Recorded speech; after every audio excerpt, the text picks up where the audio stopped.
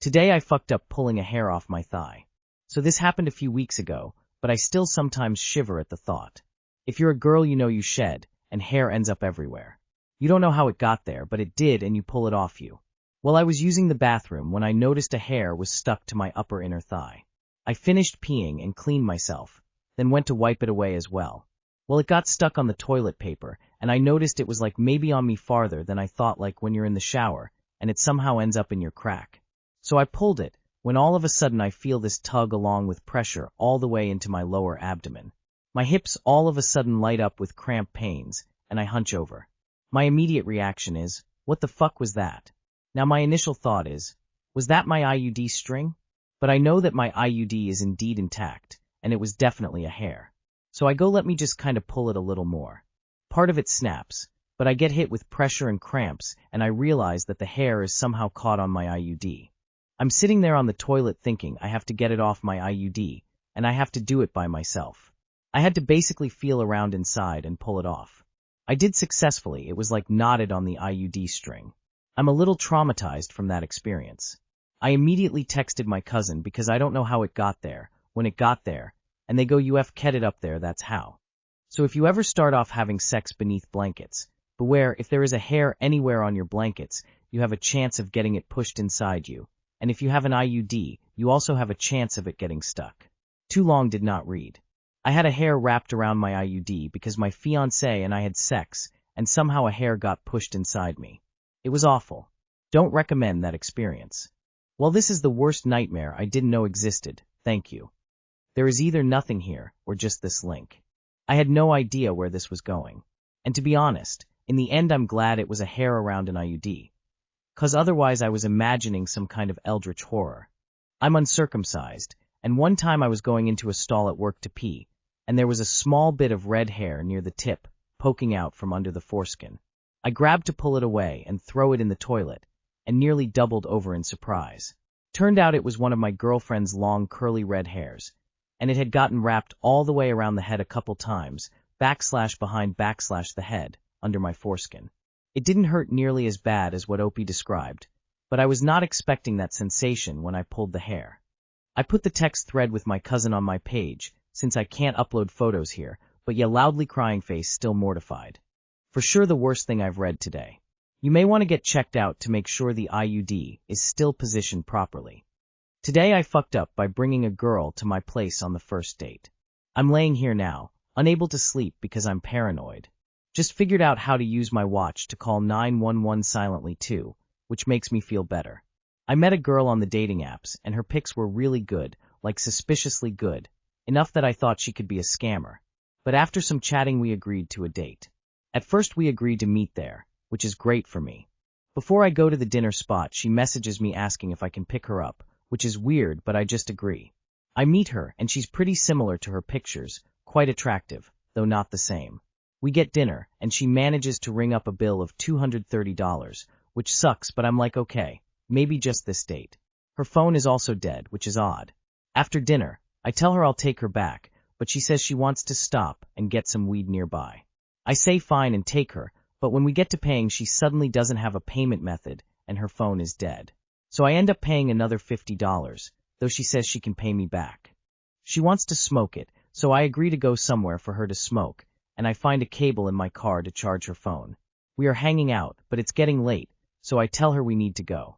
She asks me to stay until midnight, and I say fine, then I'm going. Not long after, she gets kind of cuddly, and says she is horny, and wants to come to my place to cuddle. I think with my other head and agree. We drive 30 minutes, and go to my place. She basically doesn't want to cuddle, but ends up wanting me to just massage her the whole time. I get kinda into it, but once I turn it sexual, she gets upset at me. I'm like, that's fine, we can just cuddle, then I'll take her back. This then turns into an argument, as she tells me she cannot go back because her roommate has a dog and it'll wake them up if she's back late. She says that I was just trying to have sex with her and am trying to kick her out, even though my plan was to bring her back regardless. We have an argument, and she straight refuses to go back and says we can go at 5 a.m. Also during this time, I also see some other red flags. I had noticed that her phone had someone else's name attached to it, meaning it could be a stolen phone that was never reset. She also tries to tempt me the whole time by doing things like putting her leg on me, or having me massage her with her top off, or giving me certain looks that she says meant nothing at all, and I was at fault trying to sexualize her, despite her saying she was horny first. I give up arguing and agree to take her back in the morning. I go to clean up and just get paranoid. I feel like she was trying to seduce me the whole time, and now she knows where I live, and she's in my house already. So I get thoughts that she could call some people over to come rob me or something. So I am laying in my bed at 2 a.m. with her sleeping, and just paranoid out of my mind that something is going to happen to me at night. I live alone, and am just terrified right now. I might be reading too much into it, but the possibilities are terrifying. I'm not going to get any sleep at all tonight regardless. It sucks. Too long did not read. Got seduced, and invited a stranger into my home.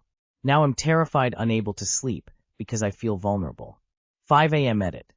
Fortunately, she did get up and leave on time. I had to pay $60 for an Uber, but that was completely worth it. She did say she's going to put me on the T app. Homeless woman got you to buy her dinner, weed, and a warm bed under false pretenses. Lock anything valuable away. We get dinner, and she manages to ring up a bill of $230. Bro, I literally fell out of my chair in shock. Do not ever again in your life let someone do this shit to you. 230? On a first date? You are actually out of your mind. Kick her the hell out of your house, and please don't be such a doormat in the future.